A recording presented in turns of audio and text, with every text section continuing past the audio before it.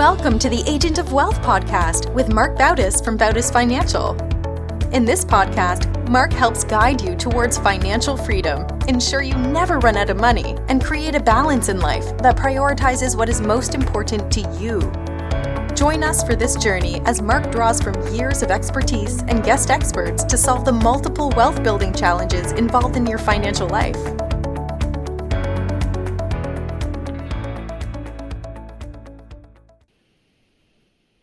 Welcome back to the Agent of Wealth. This is your host, Marc Bautis. Today I'm joined by a special guest, John Cousins. John has redefined what it means to deliver business education. John is an investor, tech founder, and best-selling author of Corporate Finance ASAP, Level Up with Powerful Finance Tools and Better Decision Making, along with over 60 other books. He's the founder of MBA ASAP, a platform that has trained over 30,000 students across 165 countries, including employees at global companies such as Apple, Lyft, and PayPal. With degrees from MIT, Boston University, and an MBA from Wharton, John has an extraordinary career. From leading 2 companies to an IPO as a public company CEO and CFO, he's seen and done it all. In this episode, we'll dive into the challenges of traditional higher education, how MBA ASAP is making business knowledge more accessible, and the lessons John has learned from his remarkable career. Whether you're an entrepreneur, a lifelong learner, or just someone curious about how to gain an edge in business, this episode is for you. John, welcome to the show. Thanks, Marc. It's a pleasure to be here. So you've had an incredibly diverse career as an investor, tech founder, author, educator. Can you tell us a little bit about the journey that led you to where you are today, and specifically where MBA ASAP kind of fits into all that? Oh, thanks. That's a great startup question. So I went to Wharton, and I think in a way that was the genesis of MBA ASAP. A lot came later on, but after I did that, I could have stayed at ABC and gone to school at night, and they would have paid for it. I could have went to NYU or Columbia, but it would have been a real grind to work all day, go to study at night, do the homework on the weekends. I had a young family. My son was 2 at the time, and I thought that's just not a way to live. So I thought, well, I'll go full-time. And so Wharton went there at a full-time program. But 2 years of 50+ thousand in tuition back then, and I went 88 to 1990, probably a lot more. It's more like $100,000 in tuition a year now. And then no income because I wasn't working and supporting a family. I ended up, digging myself a good 300 to 500,000, $500,000 hole. And afterwards I was wondering, was that the smartest thing I could have done?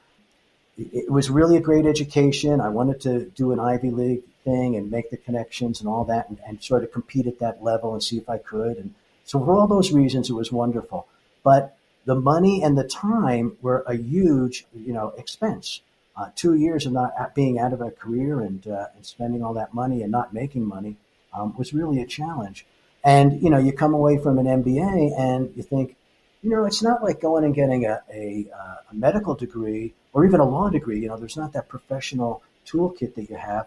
I mean, in a way, business comes down to pretty common sense things of, sell something for more than it costs you to make it and make people aware of it through marketing. That's pretty much it. There's lots of nuance. I'm just, sort of being facetious, but there's a lot that you can learn and understand without that type of high level education. So that was my first thing I thought about, was that the best use of my time and money?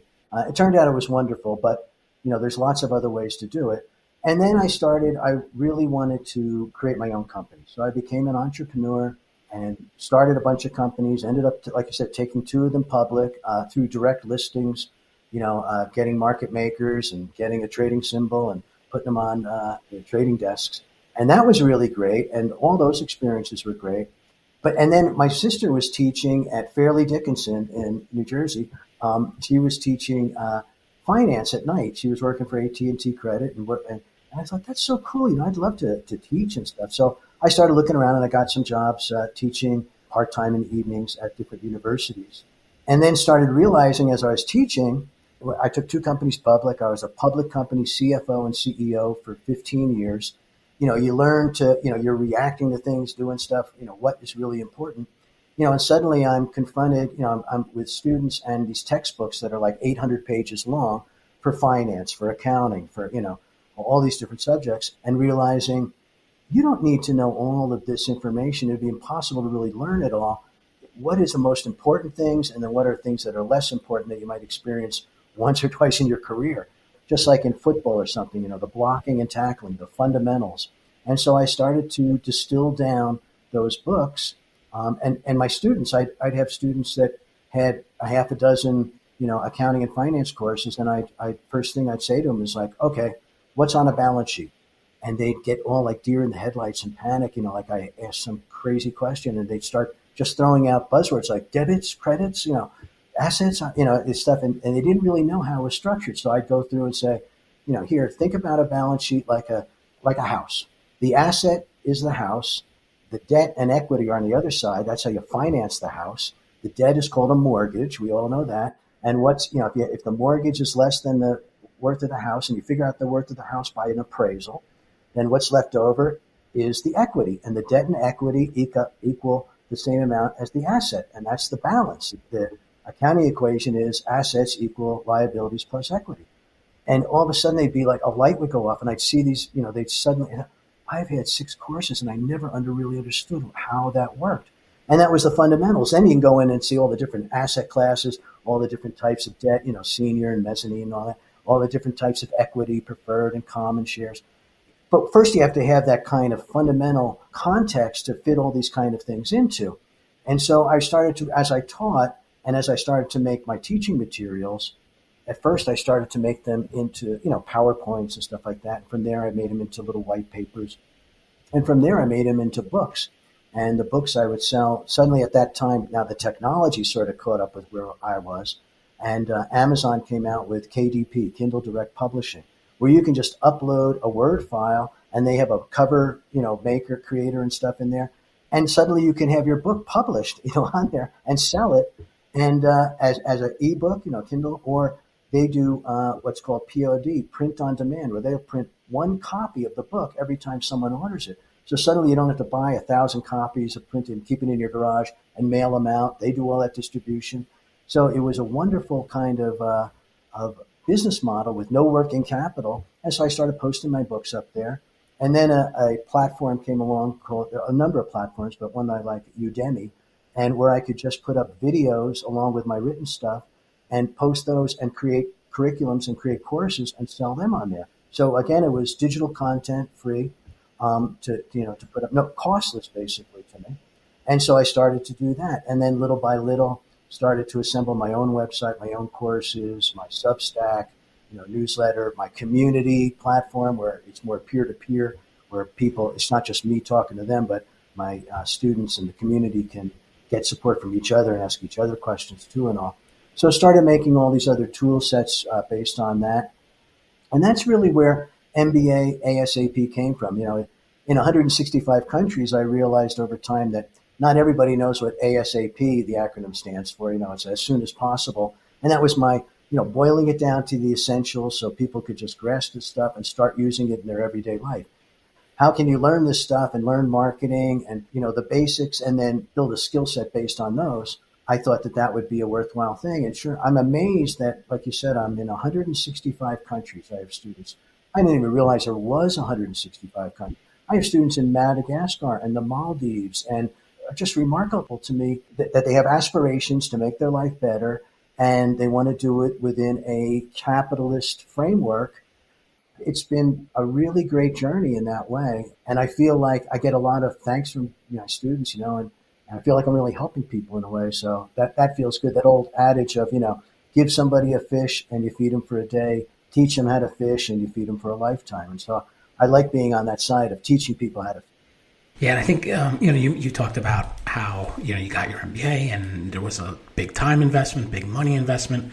I think in your book, MBA ASAP, you talk about, I think it's the Pareto principle, right? So you need 20% of the real information will get you, and I'm probably kind of not wording this correctly, but 80% of what's really important or what you really need to know. So if you really focus on what's the important stuff, and I guess that's what your one of your goals or objectives for MBA ASAP is, focus on the most important information that someone needs to get that knowledge.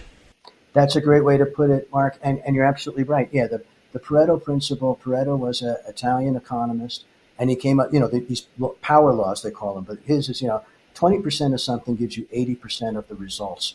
And finding out what that 20% is that you can leverage, those ideas that leverage up to giving you 80% of the results really helps a lot. And those power laws are apparent, that Pareto principle, in many different things. One interesting one is Coca-Cola. They have what they call super users, and 20% of the Coca-Cola drinkers devour 80% of the Coca-Cola. And so in all these different, economic ways, that power law makes itself apparent, which is really, really wild. But yeah, that's exactly it, Mark, that I try to find that 20% that's going to give you 80% of the results. Yeah. So what is the MBA A AP platform? I know we've talked about a book, some videos, a community platform. What actually is it? So let's say someone actually is interested and wants to, how are they getting the knowledge? Well, on Udemy, I have a whole portfolio of courses, and they're in bookkeeping and accounting, and then finance, because the end product of accounting is financial statements, a balance sheet, income statement, and cash flow statement. So you have to know those. And then finance is basically looking forward and doing projections, and then pulling those projections back to a present value and coming up with valuations and all.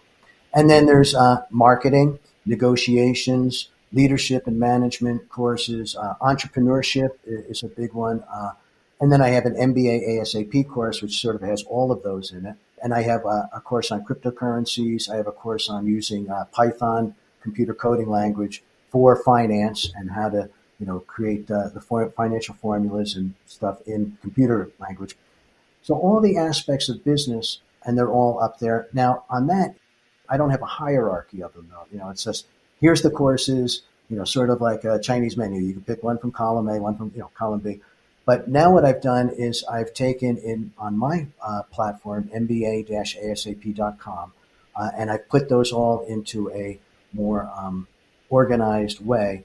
And now I'm doing that with my books too, making the courses more of an organized, complete curriculum, where we start with the fundamentals, the foundational things, and then move to some intermediate skills, and then to the higher level skills. So that's the way I do it. And then I have a community, MBA ASAP community there's a community platform where you can make communities. It's really good. It's called Mighty Networks, and I have that's where my platform resides. And now I'm starting to run in there some like sprints where we'll do foundations, intermediate, and advanced with maybe 6 weeks each. And, there'll be a cohort of people, and we'll go right through that whole 6-week program. Then we'll move into the next 6-week program so that people can really get the entirety of the knowledge within a year.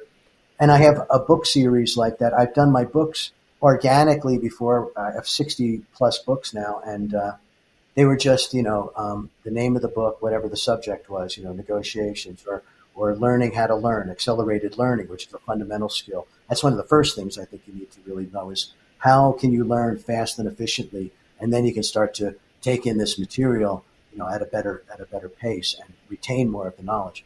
So I have all these books, and now what I'm doing is putting them under the ASAP moniker, sort of like for dummies, and I have 4 of them out now, and it's bookkeeping ASAP, accounting ASAP, financial statements ASAP, and corporate finance ASAP. One thing I wonder about is online classes. There's a convenience aspect to it, which I think is great. But then how does someone keep the discipline or hold themselves accountable to actually doing it? Because the convenience is great, but it also can be the other way around. The convenience can go the other way, where it's convenient to not do it or something to come up. Is there a way or any thoughts on how someone can hold themselves accountable to actually fulfilling or completing the courses?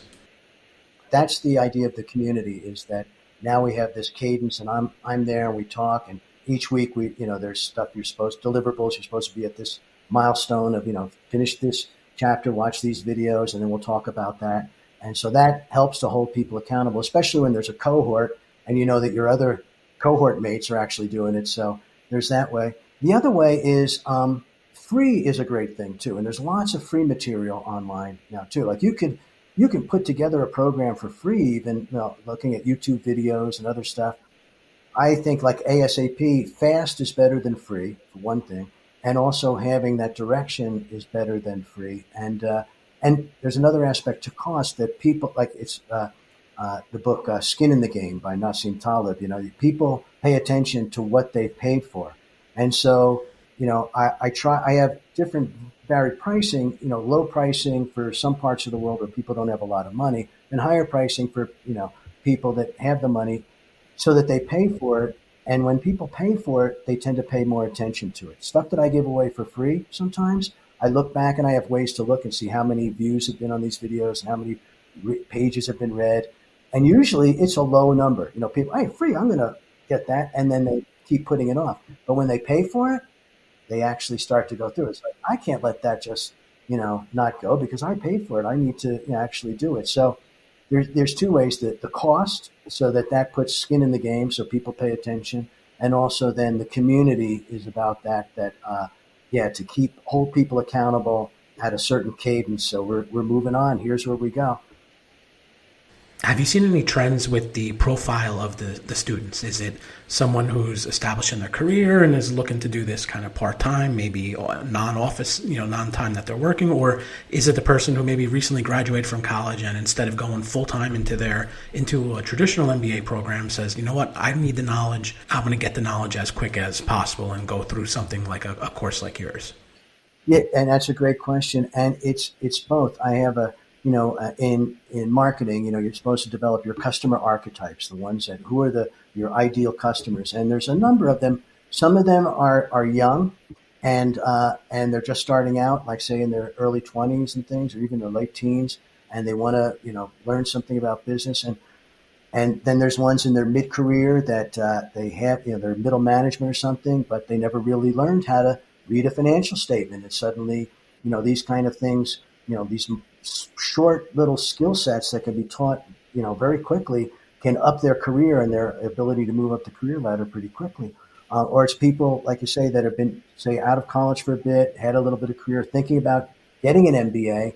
And this is a great way to prep for that. And then also to say, is this going to be a big commitment? Why don't you take, $100, a couple $100 and some time and see if this is really what you want to learn. Because once you get there, it's like, you don't want to be like, I jumped in, don't test the depth of the stream with both feet, take this to help out. And then there's other people, I have an investing course and where we take this knowledge, and I'm an investor, and, how do you read a 10K, which is an annual report from a company? Well, a big portion of that is the financial statements. And so you really need to be able to understand those to make a sensible, smart investment, say in Google or Apple or whatever it is. And these 10Ks report, they come out every year. They're required by the Securities and Exchange Commission. So I have a course in how to read a 10K, which is basically a skill stack on top of how do you understand financial statements. And so you can become an investor. And so there's also people that are later in their career thinking about, I'm getting to be late 40s, 50. I need to start thinking about making some investments for when I retire. Or retired people that now I've got this nest egg. How do I protect it and make it grow? Do you have any plans for new classes or projects that you're working on? Well, I'm glad you asked me, Mark. I do, actually. Right now, my holding company is called Intelligentsia, and MBA ASAP is one of the businesses in that. And so now what I'm doing, though, is getting into artificial intelligence. I mean, everybody is, right? ChatGPT and all these things.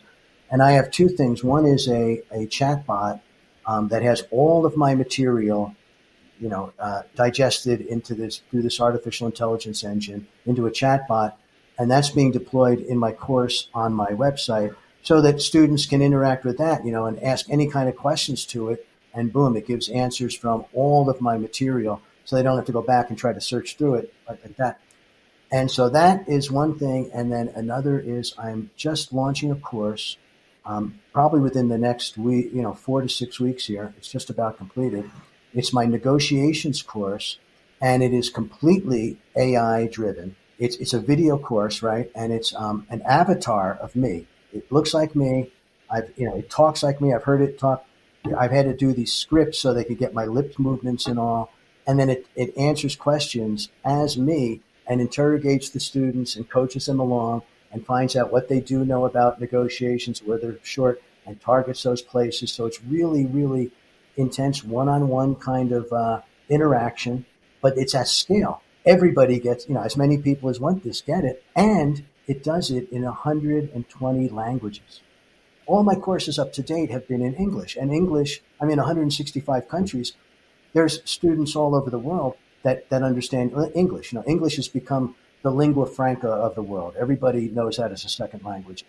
So I've done very well with my course in English, but to have this interaction one-on-one in people's native languages, I think it's going to take it up another level material. So I'm very excited about those. And I'm calling this now, I'm thinking MBA ASAP powered by intelligentsia. And my AI sort of engines are going to go under the rubric of intelligentsia. It's crazy how AI is basically coming into every including education, or every sector. It's getting a strong. I'm blown away by it. I use ChatGPT, Claude, and all these engines all the time to help me with drafting things, thinking up things, and all. And so to deploy educational tools with the AI engines, I'm very excited about that. Yeah. All right, John, that's all the questions I have for you today. I want to thank you for joining me on today's episode and sharing your wealth of knowledge. Before you go, where can listeners learn more about MBA ASAP? Oh, thanks, Mark. And it's been a pleasure. Thanks so much. Probably the best place is my website, mba-asap.com, or they can just, Google my name or MBA ASAP and my name, John Cousins, just like your relative, Coursins. And then a lot of things come up and they can just click those links and follow it around. But that's probably the best place to reach me. And then I'm on all the social platforms and all, and I love to talk to everybody. I have a Substack newsletter and an email list and all kinds of things. So there's lots of ways to get a hold of me, and I answer anybody asks me questions or says hi, I answer. So and it's me, not the chatbot. Great. We'll include links to all that in the resources section of the show notes. Thanks again, John, and thank you to everyone who tuned in today. Don't forget to follow the Agent of Wealth on the platform you listen from and leave us a review of the show. We're currently accepting new clients, and if you'd like to schedule a one-on-one consultation with our advisors, please do so at bautisfinancial.com/call. Thank you for listening to the Agent of Wealth podcast. Click the subscribe button below to be notified when new episodes become available. The information covered represents the views and opinions of the guests and does not necessarily represent the views or opinions of Bautis Financial. The content has been made available for informational and educational purposes only and is not intended to be a substitute for professional financial planning and investment advice. Always seek the advice of your financial advisor or other qualified financial service provider with any questions you may have regarding your investments and financial planning.